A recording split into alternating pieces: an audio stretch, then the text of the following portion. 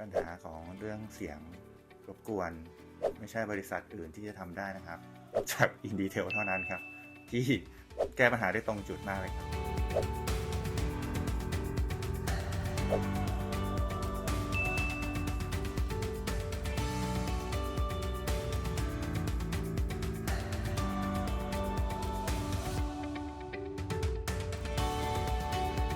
รับวันนี้ก็